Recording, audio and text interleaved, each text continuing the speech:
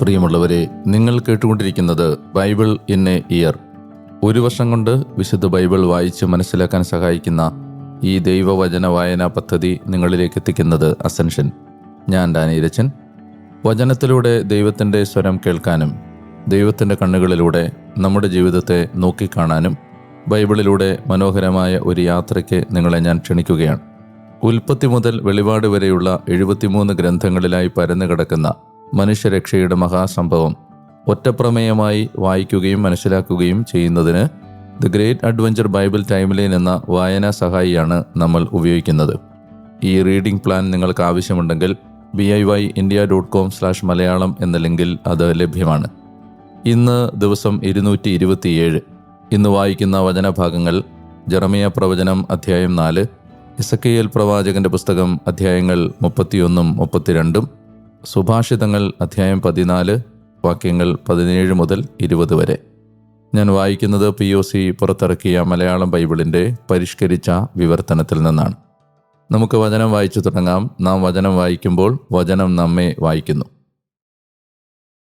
ജെറമിയ അധ്യായം 4. കർത്താവിൻ്റെ അരുളപ്പാട്. ഇസ്രായേലേ, നീ തിരിച്ചു വന്നിരുന്നെങ്കിൽ, എൻ്റെ പക്കലേക്ക് തിരിച്ചു വന്നിരുന്നെങ്കിൽ, എൻ്റെ മുമ്പിൽ നിന്ന് നീ നിൻ്റെ മ്ലേച്ഛത നീക്കിക്കളഞ്ഞിരുന്നെങ്കിൽ, നീ വ്യതിചലിക്കാതിരുന്നെങ്കിൽ, അപ്പോൾ ജീവിക്കുന്ന കർത്താവാണ് എന്ന് സത്യത്തിലും ന്യായത്തിലും നീതിയിലും നീ ശപഥം ചെയ്യും. ജനതകൾ അവിടുത്തെ കൊണ്ട് തങ്ങളെ തന്നെ അനുഗ്രഹിക്കുകയും അവിടുന്നിൽ അഭിമാനം കൊള്ളുകയും ചെയ്യും. എന്തെന്നാൽ യൂദായിലെയും ജെറുസലേമിലെയും ആളുകളോട് കർത്താവ് ഇപ്രകാരം അരുൾ ചെയ്യുന്നു: നിങ്ങൾക്കായി തരിശുഭൂമി ഉഴുതുമറിക്കുവിൻ, മുള്ളുകളിൽ വിതയ്ക്കരുത്. യൂദാക്കാരെ, ജെറുസലേം നിവാസികളെ, കർത്താവിനായി നിങ്ങളുടെ ഹൃദയം പരിച്ഛേദനം ചെയ്യുവിൻ. അല്ലെങ്കിൽ നിങ്ങളുടെ ദുഷ്കൃത്യങ്ങൾ നിമിത്തം അഗ്നി പോലെ എൻ്റെ ക്രോധം എന്നിൽ നിന്ന് പുറപ്പെട്ടു ജ്വലിക്കും. അത് ശമിപ്പിക്കാൻ ആരും ഉണ്ടാവുകയില്ല. യൂദായിൽ പ്രഘോഷിക്കുവിൻ, ജെറുസലേമിൽ വിളംബരം ചെയ്തു പറയുവിൻ. ദേശത്ത് കാഹളമൂതുവിൻ, കോട്ട നഗരങ്ങളിലേക്ക് നമുക്ക് പോകാമെന്ന് ഉച്ചത്തിൽ വിളിച്ചു പറഞ്ഞ് ഒരുമിച്ച് കൂട്ടുവിൻ. സിയോന് നേരെ ഒരു കൊടിയടയാളം ഉയർത്തുവിൻ. സുരക്ഷ തേടുവിൻ, മടിച്ചു നിൽക്കരുത്. കാരണം വടക്ക് നിന്ന് ഞാൻ അനർത്ഥം കൊണ്ടുവരുന്നു, വലിയ ഒരു നാശം. തൻ്റെ വനത്തിൽ നിന്ന് സിംഹം പുറത്തിറങ്ങിയിരിക്കുന്നു. നിന്റെ നാട് ശൂന്യമാക്കാൻ ജനതകളുടെ സംഹാരകൻ സ്വസ്ഥാനത്ത് നിന്ന് ഇറങ്ങിപ്പുറപ്പെട്ടിരിക്കുന്നു. നിന്റെ നഗരങ്ങൾ ഒരു നിവാസിയുമില്ലാതെ നശിക്കും. അതിനാൽ ചാക്കുടുക്കുവിൻ, വിലപിക്കുകയും മുറവിളി കൂട്ടുകയും ചെയ്യുവിൻ. എന്തെന്നാൽ കർത്താവിൻ്റെ ഉഗ്രകോപം നമ്മിൽ നിന്ന് അകന്നിട്ടില്ല. ആ ദിവസം രാജാവിൻ്റെ മനസ്സിടിയും, പ്രഭുക്കന്മാരുടെ മനസ്സും. കർത്താവിൻ്റെ അരുളപ്പാട്. പുരോഹിതന്മാർ നടുങ്ങി വിറയ്ക്കും, പ്രവാചകന്മാർ സ്തബ്ധരാകും. അപ്പോൾ ഞാൻ പറഞ്ഞു: ആ നാഥനായ കർത്താവേ, നിങ്ങൾക്ക് സമാധാനമുണ്ടാകുമെന്ന് പറഞ്ഞ് തീർച്ചയായും ഈ ജനത്തെയും ജെറുസലേമിനെയും അങ്ങേറെ വഞ്ചിച്ചിരിക്കുന്നു. എന്നാൽ ഇപ്പോൾ വാൾ കഴുത്തുവരെ എത്തിയിരിക്കുന്നു. അക്കാലത്ത് ഈ ജനത്തോടും ജെറുസലേമിനോടും പറയപ്പെടും: മരുഭൂമിയിലെ ഉയർന്ന ഇടങ്ങളിലെ ഉഷ്ണക്കാറ്റ് എൻ്റെ ജനത്തിൻ്റെ പുത്രിയുടെ വഴിയിൽ ഉണ്ടാകും. പാറ്റാനല്ല, ശുദ്ധീകരിക്കാനുമല്ല. ആ ഇടങ്ങളിൽ നിന്ന് എനിക്ക് വേണ്ടി ശക്തമായ ഒരു കാറ്റ് വരും. അപ്പോൾ അവർക്കെതിരെയുള്ള വിധിന്യായങ്ങൾ ഞാൻ തന്നെ ഉച്ചരിക്കും. ഇതാ, അവൻ മേഘങ്ങൾ പോലെ കയറി വരുന്നു. അവൻ്റെ രഥങ്ങൾ കൊടുങ്കാറ്റ് പോലെ, അവൻ്റെ കുതിരകൾ കഴുകന്മാരെക്കാൾ വേഗതയുള്ളത്. നമുക്ക് കഷ്ടം, നമ്മൾ നശിപ്പിക്കപ്പെട്ടിരിക്കുന്നല്ലോ. ജെറുസലേമേ, നീ രക്ഷപ്പെടേണ്ടതിന് തിന്മയിൽ നിന്ന് നിന്റെ ഹൃദയം കഴുകുക. എത്ര നാൾ നീ നിന്റെ മധ്യേ ദുഷ്ടചിന്തകൾ നിലനിർത്തും? ദാനിൽ നിന്ന് ഒരു ശബ്ദം പ്രഘോഷിക്കുന്നല്ലോ. എഫ്രായിം മലയിൽ നിന്ന് അത് അനർത്ഥം അറിയിക്കുന്നു. ജനതകളെ ഓർമ്മപ്പെടുത്തുവിൻ. ഇതാ, ജെറുസലേമിനെതിരെ ആർത്തു വിളിക്കുവിൻ. വിദൂരദേശത്ത് നിന്ന് ഉപരോധകർ വരുന്നു. യൂദായുടെ നഗരങ്ങൾക്കെതിരെ അവർ തങ്ങളുടെ ശബ്ദമുയർത്തും. വയലിൻ്റെ കാവൽക്കാരെ പോലെ അവർ അവൾക്ക് ചുറ്റുമായിരിക്കും. കാരണം അവൾ എന്നെ ധിക്കരിച്ചിരിക്കുന്നു. കർത്താവിൻ്റെ അരുളപ്പാട്. നിന്റെ വഴിയും നിന്റെ പ്രവൃത്തികളും ഇവ നിന്നോട് ചെയ്തിരിക്കുന്നു. ഇത് നിന്റെ ദോഷം, തികച്ചും തിക്തം. എന്തെന്നാൽ ഇത് നിന്റെ ഹൃദയം വരെ എത്തിയിരിക്കുന്നു. എൻ്റെ ഉദരം ഞാൻ പൊളയുന്നു. എൻ്റെ ഹൃദയഭിത്തികൾ, എൻ്റെ ഹൃദയം മുരളുന്നു. എനിക്ക് നിശബ്ദനായിരിക്കാൻ കഴിയുന്നില്ല. കാരണം കാഹള ശബ്ദം ഞാൻ കേൾക്കുന്നു, എൻ്റെ ആത്മാവ് യുദ്ധാഹ്വാനവും. തകർച്ചയ്ക്കുമേൽ തകർച്ചയുണ്ടാകുന്നു. എന്തെന്നാൽ ദേശമെല്ലാം തകർക്കപ്പെടുന്നു. എൻ്റെ കൂടാരങ്ങൾ ഞൊടിയിടയിൽ തകർക്കപ്പെടുന്നു. ഒരു നിമിഷം കൊണ്ട് എൻ്റെ കൂടാരവിരികളും. എത്ര നാൾ ഞാൻ കൊടിയടയാളം കാണണം, കാഹളധ്വനി കേൾക്കണം? എന്തെന്നാൽ എൻ്റെ ജനം വിഡ്ഢികളാണ്, എന്നെ അവർ അറിയുന്നില്ല. അവർ ബുദ്ധിയില്ലാത്ത മക്കളാണ്, അവർ വിവേചിച്ചറിയുന്നില്ല. തിന്മ പ്രവർത്തിക്കാൻ അവർ സമർത്ഥരാണ്, നന്മ ചെയ്യാൻ അവർക്കറിഞ്ഞുകൂടാ. ഞാൻ ഭൂമിയെ നോക്കി, ഇതാ രൂപരഹിതയും ശൂന്യവും. ആകാശങ്ങളിലേക്കും ഞാൻ നോക്കി, അവയ്ക്ക് പ്രകാശമൊട്ടുമില്ല. ഞാൻ പർവ്വതങ്ങളെ നോക്കി, ഇതാ അവ വിറയ്ക്കുന്നു. സകല കുന്നുകളും ഇളകുന്നു. ഞാൻ നോക്കി, ഇതാ ഒരു മനുഷ്യനുമില്ല.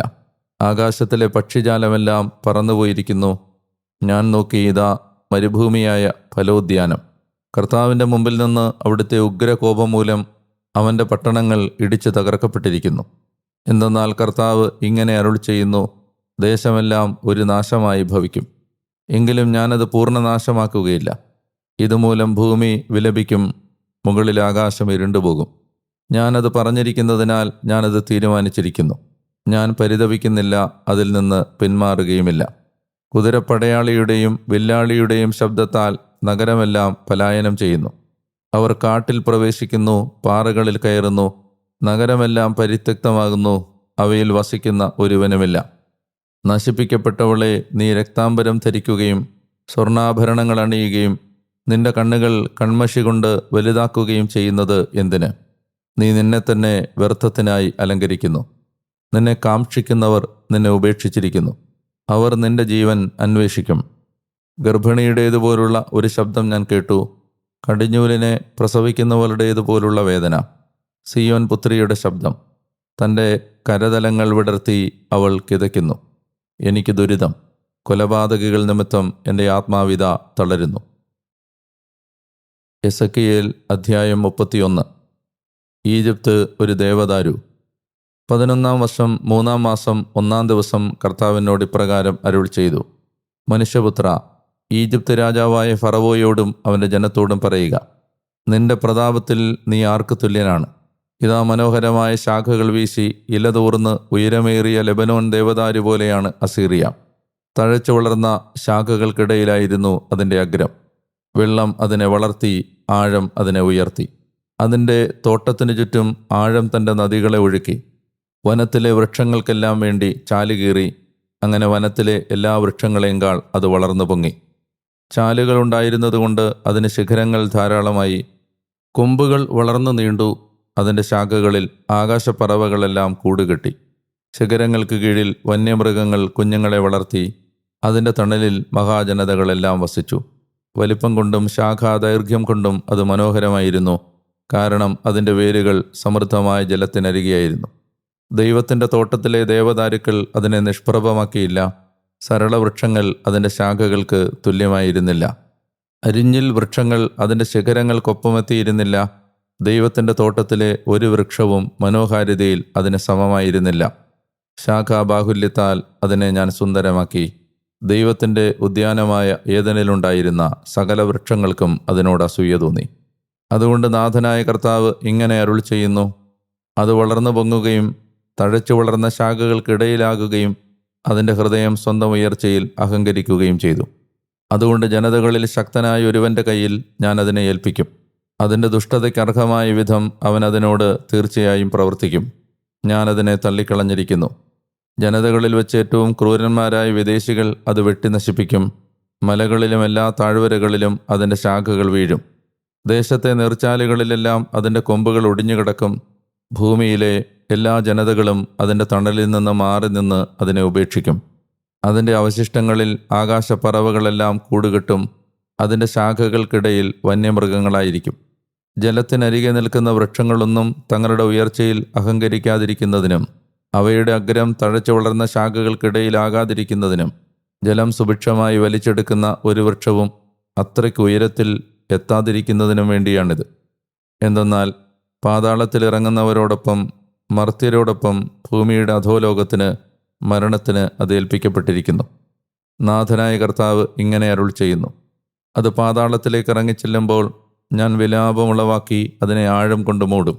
അതിൻ്റെ നദികളെ ഞാൻ തടഞ്ഞു നിർത്തും. ജലപ്രവാഹങ്ങൾ നിലയ്ക്കും. അതുമൂലം ലെബനോനെ ഞാൻ കറുപ്പണിയിച്ചു. തന്മൂലം വനത്തിലെ വൃക്ഷങ്ങളെല്ലാം വാടിപ്പോകും.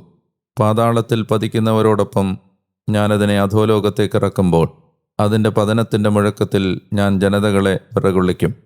ഏദനിലെ വൃക്ഷങ്ങൾക്കെല്ലാം ലെബനോനിലെ ശ്രേഷ്ഠവും ഐശ്വര്യപൂർണവുമായ ജലം വലിച്ചെടുക്കുന്ന വൃക്ഷങ്ങൾക്കെല്ലാം അധോലോകത്തിൽ ആശ്വാസം ലഭിക്കും.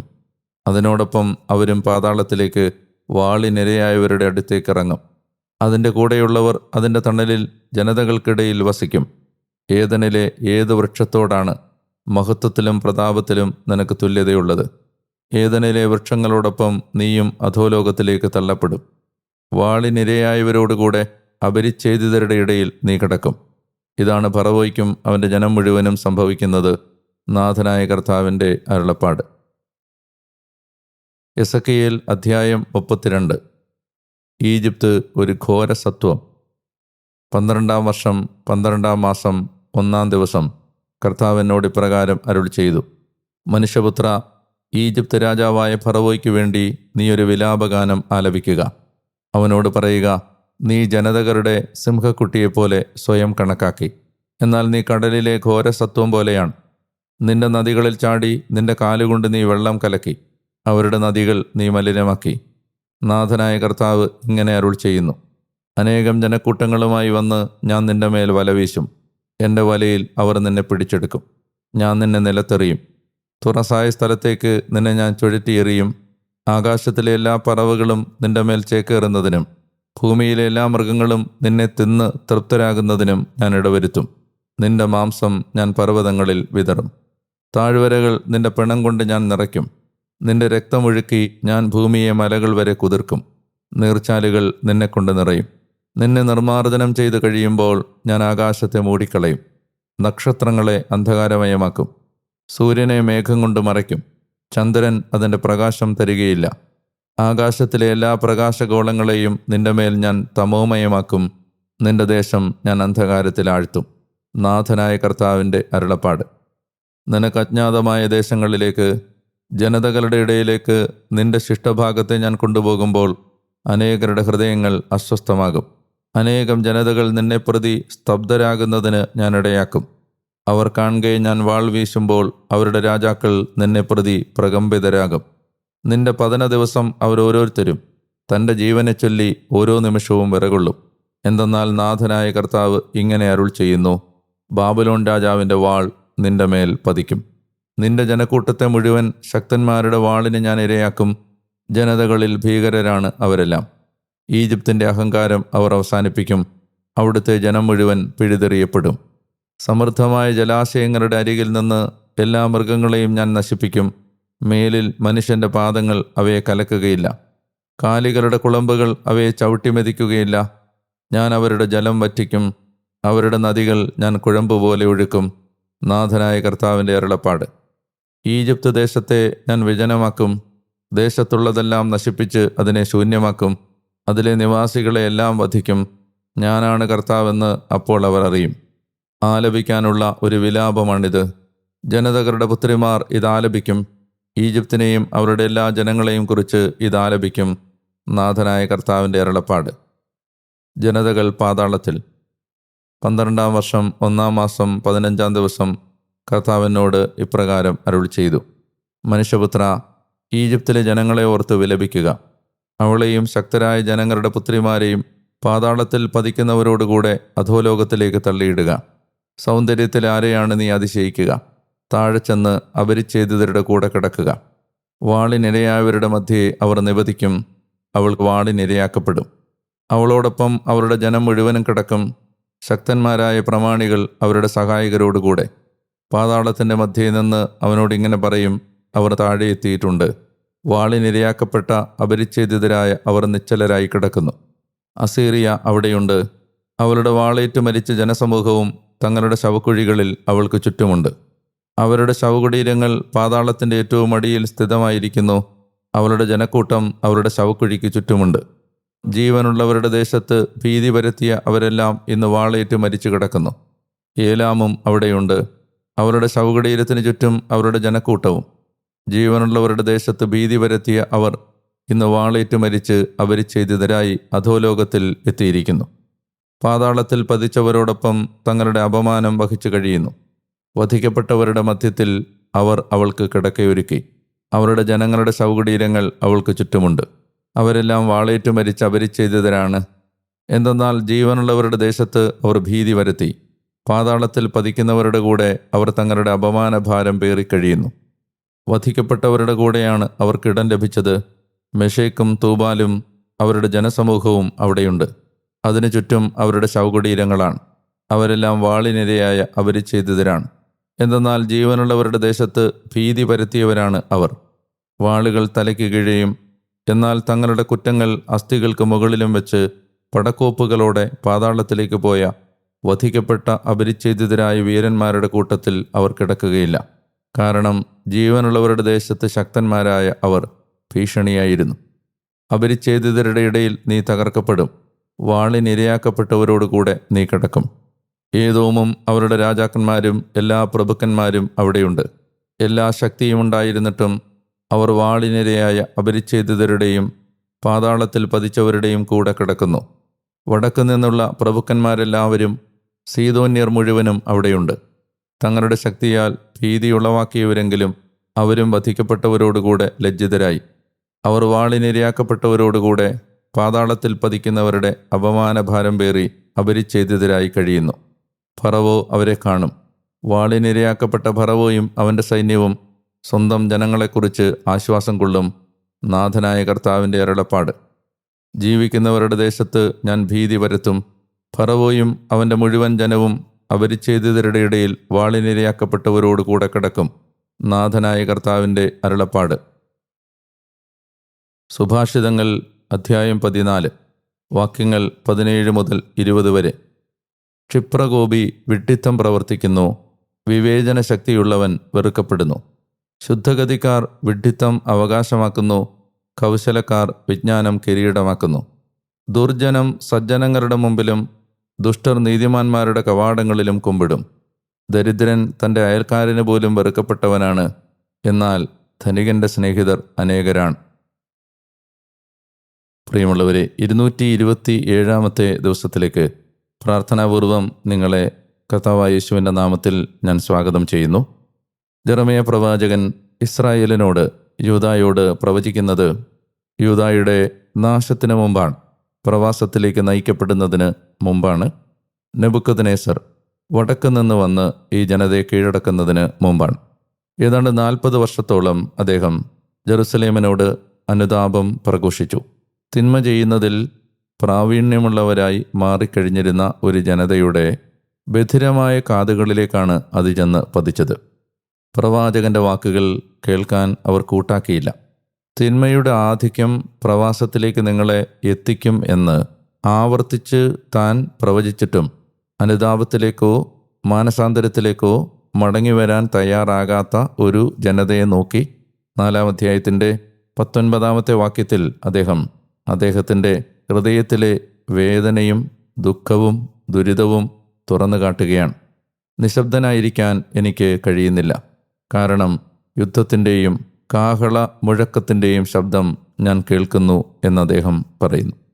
ദൈവത്തിൻ്റെ ആസന്നമായ ശിക്ഷാവിധി കേൾക്കുന്നത് കൊണ്ടാണ് പ്രവാചകൻ അസ്വസ്ഥനാവുന്നത്. കാലത്തിൻ്റെ അടയാളങ്ങൾ വായിച്ചെടുക്കാൻ കഴിഞ്ഞതുകൊണ്ടാണ് അദ്ദേഹം അസ്വസ്ഥനായത്.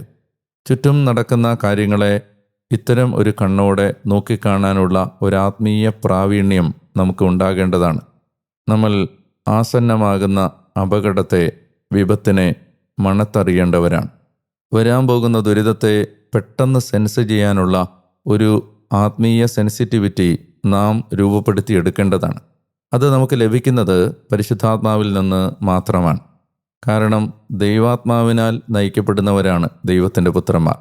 ഞാൻ നിന്നെ ഉപദേശിക്കാം, നടക്കേണ്ട വഴി പരിശീലിപ്പിക്കാമെന്ന സങ്കീർത്തനവും ഇടത്തോട്ടോ വലത്തോട്ടോ തിരിയുമ്പോൾ ഇതാണ് വഴിയെന്ന് പറഞ്ഞു തരുമെന്ന് പ്രവാചകന്മാരിലൂടെയും ദൈവം അരുളി ചെയ്തിട്ടുണ്ട്.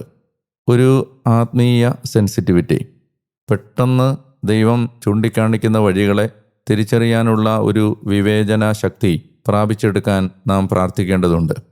എല്ലാം സുരക്ഷിതമായിരിക്കുന്നു എന്ന് നാം ചിന്തിക്കുന്ന സമയത്തായിരിക്കും അങ്ങനെയല്ലെങ്കിൽ പെട്ടെന്നൊരു വിപത്ത് നമ്മുടെ മേൽ വന്ന് പതിക്കുന്നത്.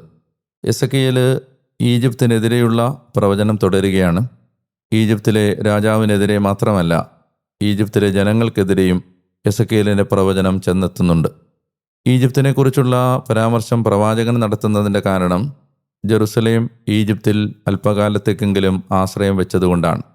നിങ്ങൾ ആശ്രയം വെച്ചിരുന്ന ഈജിപ്ത് തകർന്നടിയാൻ പോകുന്ന ഒരു ദേവദാരുവാണ്, വെട്ടിവീഴ്ത്തപ്പെടാൻ പോകുന്ന ഒരു ദേവദാരുവാണ്. അത് നശിച്ച് നിലം പറ്റും എന്നാണ് പ്രവാചകൻ ഈ അധ്യായങ്ങളിൽ പറയുന്ന പ്രവചനങ്ങളുടെ പൊരുൾ. മാനസാന്തരപ്പെടാനുള്ള നിരന്തരമായ ഒരു ആഹ്വാനം നൽകിക്കൊണ്ടാണ് ഓരോ ദിവസത്തെയും ബൈബിൾ വായന മുന്നോട്ട് നീങ്ങുന്നത്. നമ്മളിപ്പോൾ പ്രവാസത്തിൻ്റെ കാലത്തിലാണ് നമ്മുടെ വായനയെ ശ്രദ്ധിക്കുന്നത് എന്ന് നമുക്ക് അറിയാം.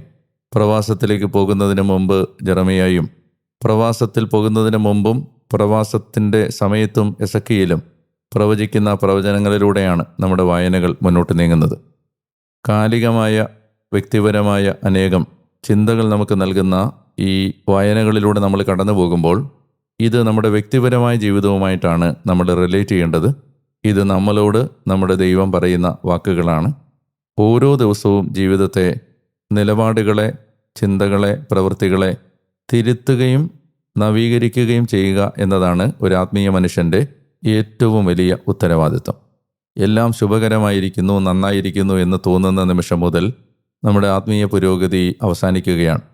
കെട്ടിക്കിടക്കുന്ന ജലം ജീർണമാകുന്നത് പോലെ ഒഴുകാത്ത, പുരോഗതി പ്രാപിക്കാത്ത, വളരാത്ത ഒരാത്മീയ ജീവിതം സത്യത്തിൽ അത് നിന്ന സ്ഥലത്ത് തന്നെ നിൽക്കുകയല്ല, താഴേക്ക് പോവുകയാണ്, മലിനമാവുകയാണ്.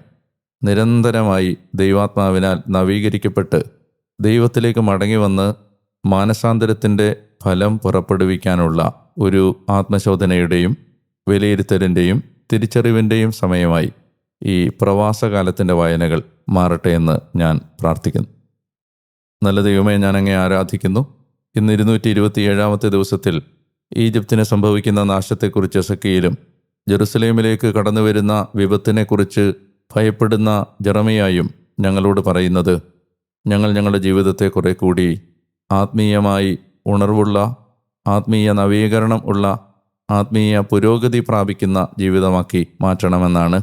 അത് സ്വീകരിക്കാനുള്ള കൃപ അവിടുന്ന് ഞങ്ങൾക്ക് നൽകണമേ എന്ന് ഞങ്ങൾ അങ്ങയോട് പ്രാർത്ഥിക്കുകയാണ്.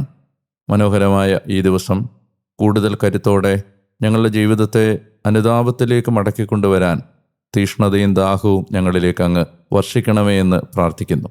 ജനത്തിന് കടന്നു വരാൻ പോകുന്ന വിപത്തിനെ ഓർത്ത് പ്രവാചകന്മാർ സ്വന്തം ജീവിതത്തിൽ വല്ലാതെ പുളയുകയും വേദനിക്കുകയും ചെയ്തതുപോലെ കർത്താവേ, അങ്ങയുടെ രാജ്യത്തെക്കുറിച്ചുള്ള ഭാരം ഏറ്റുവാങ്ങുന്ന വ്യക്തികളാക്കി ഞങ്ങളെ മാറ്റണമേ എന്നും ഞാൻ അങ്ങയോട് പ്രാർത്ഥിക്കുന്നു. പുളി വാക്കുകൾ കേട്ടുകൊണ്ടിരിക്കുന്ന ഈ മകനെയും മകളെയും അങ്ങ് വ്യക്തിപരമായി സ്പർശിക്കുകയും അനുഗ്രഹിക്കുകയും ചെയ്യണമേ. കർത്താവായ യേശുവിൻ്റെ നാമത്തിൽ ആമേൻ. പ്രിയപ്പെട്ടവരെ, തീഷ്ണതയോടെ വചനവായനയിൽ മുന്നോട്ട് പോകാൻ നിങ്ങൾക്ക് കഴിയട്ടെ എന്ന് ഞാൻ പ്രാർത്ഥിക്കുന്നു. നിങ്ങളുടെ സ്നേഹിതരോട്, സുഹൃത്തുക്കളോട് ഈ വചനവായന പദ്ധതിയെക്കുറിച്ച് പങ്കുവെക്കാൻ നിങ്ങൾ മറക്കരുത്. നാളെ വീണ്ടും ഈ വചനസ്വരവുമായി നിങ്ങളുടെ അടുത്തേക്കെത്തും വരെ മറക്കരുത്. ഞാൻ ഡാനിയലച്ചൻ, ഞാൻ നിങ്ങൾക്ക് വേണ്ടി പ്രാർത്ഥിച്ചുകൊണ്ടേയിരിക്കുന്നു. അതുവരെ സ്നേഹിച്ചും പ്രാർത്ഥിച്ചും ഈശോയെ പങ്കുവച്ചും നല്ല ഒരു ദിവസം ആഘോഷമാക്കി നമുക്ക് മാറ്റാം. മഹത്വം യേശുവിന് മാത്രം. സർവശക്തനായ ദൈവം നിങ്ങളെ അനുഗ്രഹിക്കട്ടെ. പിതാവിൻ്റെയും പുത്രൻ്റെയും പരിശുദ്ധാത്മാവിൻ്റെയും നാമത്തിൽ ആമേൻ.